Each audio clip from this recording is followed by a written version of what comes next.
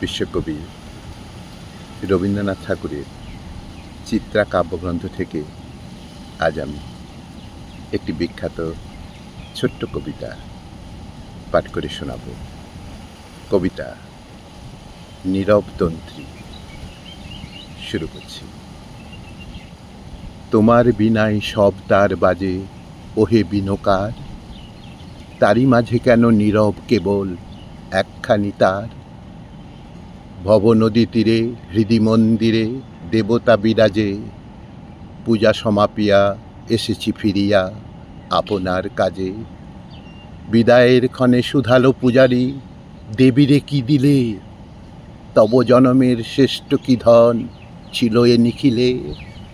কহিলাম আমি সপিয়া এসেছি পূজা উপহার, আমার বিনাই ছিল যে একটি সুবর্ণ তার, যে তারে আমার হৃদয় বনের যত মধুকর, ক্ষণেকে ক্ষণেকে ধ্বনিয়া তুলিত কুঞ্জন স্বর, যে তারে আমার কোকিল গাহিত বসন্ত গান, সেইখানে আমি দেবতা চরণে করিয়াছি দান।